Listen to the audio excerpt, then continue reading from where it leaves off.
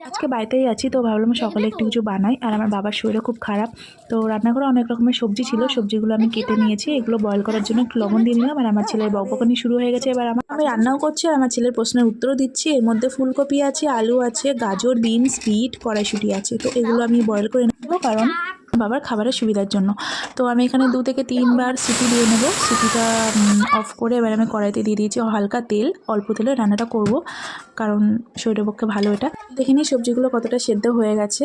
তো অনেকটাই সিদ্ধ হয়ে গেছে। এবারে গরম তেলের মধ্যে আমি দিয়ে দেবো কালো জিরা, শুকনো লঙ্কা ফোড়ন আর সিদ্ধ করা জলটা একটু বাবাকে দিলাম খেতে, আর পাতিলটায় রেখে দিয়েছি, পরে কাজে লাগবে। এবার আমি এই গরম তেলের মধ্যে ফোড়নের মধ্যে দিয়ে দিলাম সবজিগুলো। হালকা পাতলা একটু নাড়াচাড়া করে দিয়ে দেবো একটু হলুদ। লবণ দেবো না, লবণটা সেদ্ধর সময় দিয়েছিলাম বলে। এবার আমি হলুদটা দিয়ে নেওয়ার পরে হালকা একটু নাড়াচাড়া করে এবার আমি ওই বাকি জলটা দিয়ে দেবো। তো রান্নাটায় আমি কোনো মশলা ইউজ করিনি, হালকা একটু চিনি দিয়ে নিলাম একটু খাবারের স্বাদের জন্য। এবার